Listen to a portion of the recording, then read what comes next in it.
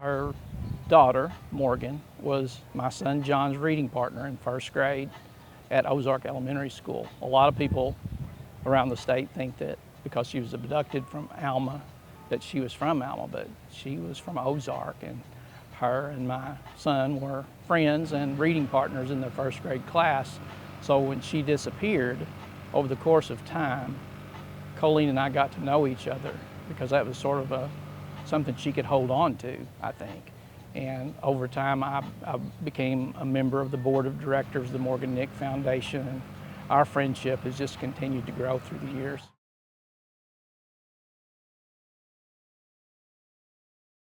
I think it's a parent's greatest fear. And sometimes in life you have choices to make that you can make them, or sometimes you're asked to do things, but then sometimes you're just thrust into a position like Colleen was, of what do I do with this? They've taken my daughter. What do I do about it? She wants to find her daughter, but she made it bigger than that. She wants to help every mother and every father find their children.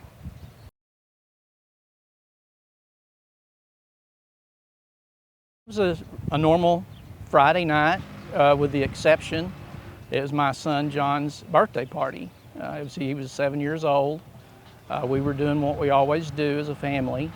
We were having a birthday party, and it lasted well into the evening.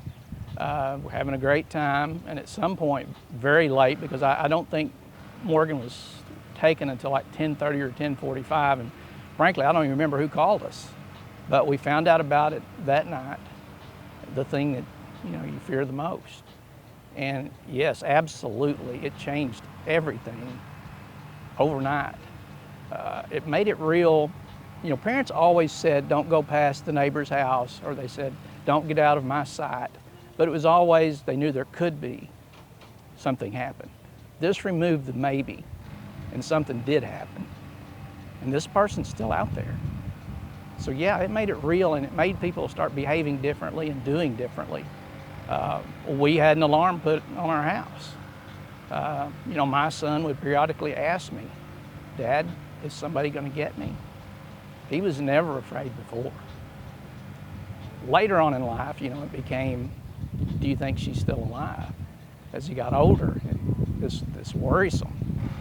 But I can assure you, every parent, every child from that era remembers that day, and everybody was looking for a red and white pickup truck that had a camper shell. I called in too myself.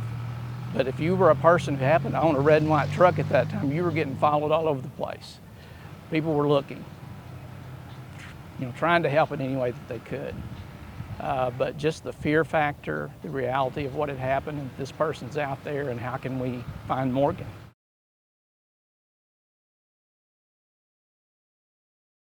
Take my cue from Colleen. She has made a difference. She has gone about changing how we do things. We have child abduction response teams. We had the Morgan Nick Amber Alert.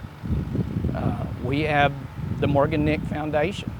They literally every day are looking for missing persons. They're at the forefront. If a child or an adult goes missing in Arkansas right now, Colleen and her team are out there looking, and they're helping, and they're part of that fight. They're not law enforcement, but they're a great support. And I think they're recognized across the state and nation as somewhere you can go. So she's made a difference. One of the reasons I ran for office in 2012 is I wanted to do some things to be helpful for missing children. And so you have to get yourself in a position to do that. And being an elected official is one of those things you can do. So it was one of the things that caused me to want to run, and I did, and I won. We were able to do some things. I worked for Governor Hutchinson after that. We were able to do some things in his administration. But again, it all goes back to Colleen's leadership and her inspiration.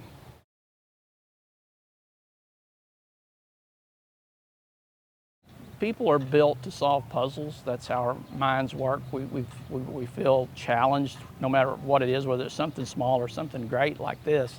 And I think that you believe that with all the people working on this case and everybody giving their very best effort, and there was literally hundreds, if not thousands, of people working on this case, and they still didn't find her. But yeah, I think I was probably optimistic early on that they would find out what happened and that they would catch who did it. I don't think anybody could have imagined it was going to take nearly 30 years.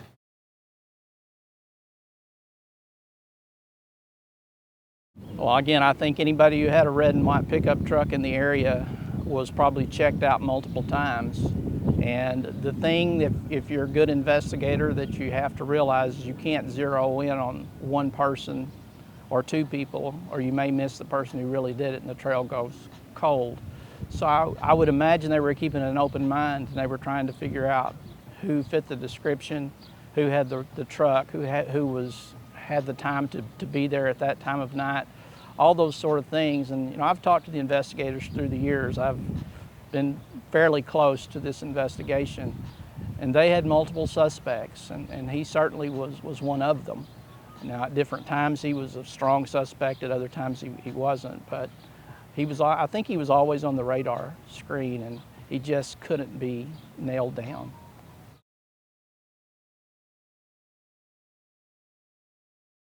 I think it just makes it real to them, and as traumatic as that can be for a young child to think you're not safe anymore, certainly that has an impact, not just on my son, but any child. I imagine the ones who were in class with Morgan probably the most, because they really had a face to put to it. But if handled appropriately, you know, they can channel that for the rest of their life and realize there are people out there who do things. And it is real, and you have to treat it as real when you're responsible for other people's children or your own. And so at the end of the day, I think he's probably a more cautious father. I think he was a more cautious person, and I suspect everyone that was around at that time the same way. I've met a lot of people because of the jobs that I've had the last few years, and it is absolutely amazing how many people can go back to that day, and they will tell you a story about how it changed their life. It'll tell you how they changed raising their kids. So it was powerful for this state.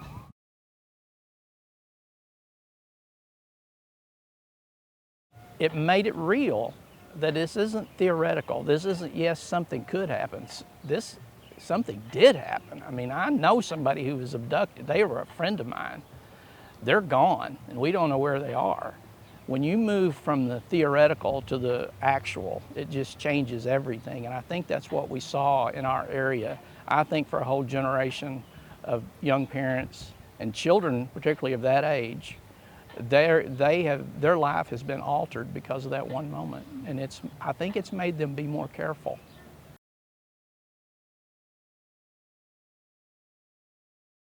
They were 6 and 7. What I can remember is that, you know, John said she was a very quiet, very sweet girl. I suspect they put Morgan with John because John was looking for recess at the next opportunity, and maybe she helped keep him a little calmer than he might have been, is what I suspect happened. I don't know, but he probably won't want me to tell that, but nevertheless, that's probably true.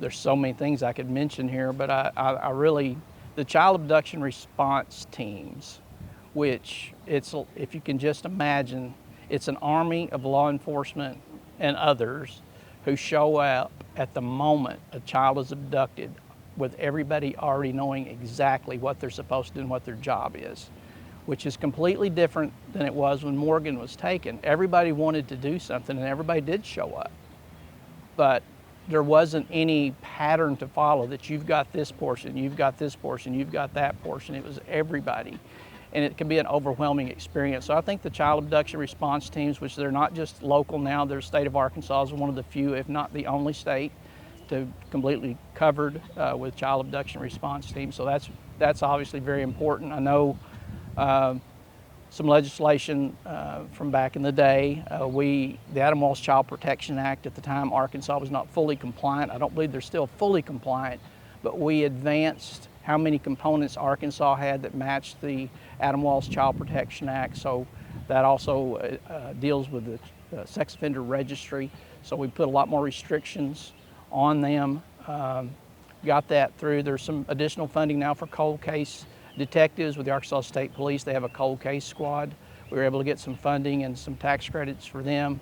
And there's also some funding for forensic genealogy, which is the newest breakthrough in criminology. It's finding and solving a lot of these cold cases. It's anywhere from $3,000 to $10,000 probably every time you try to do that. So there has to be some additional money set aside to have, they have the DNA, but they don't know who it belongs to. Forensic genealogy allows them to figure out who that was. And so in the end, that was one of the things that helped with Morgan's case. But there is some money set aside for that now.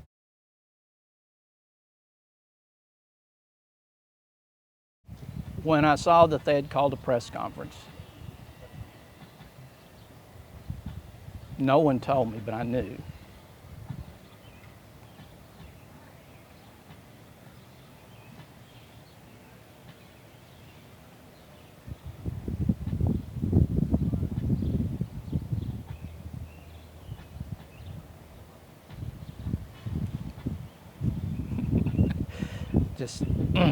But you know, it was just a feeling that I had. They wouldn't be having that press conference if they didn't have something of real import.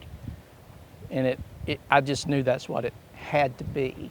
I couldn't figure out necessarily where it came from, but I just felt like they'd gotten to a place where they were going to have a significant breakthrough. And then, you know, it's a difficult situation.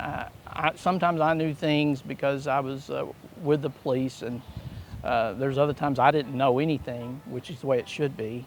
In this particular case, I really didn't get much of a heads up about what was going to happen, but nevertheless, I knew.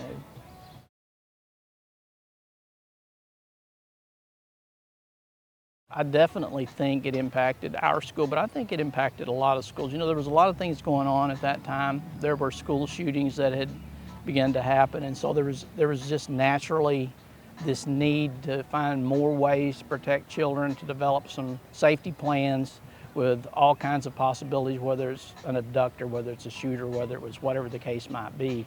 And certainly there was drills, there was all kinds of training that went on at the schools. Certainly Ozark had that, but I know other schools did too. So it definitely had an impact on schools and how they handled situations too, and how they handled events.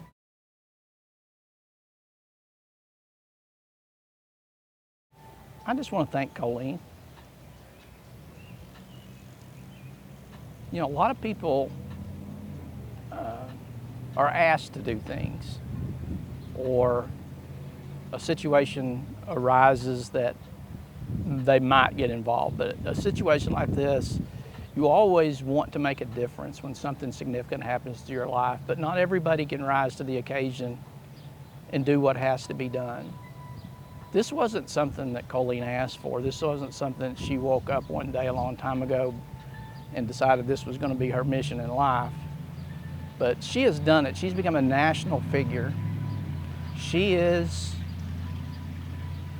if not the, certainly one of the preeminent missing child persons in the United States. She's done training all over this country for law enforcement and others.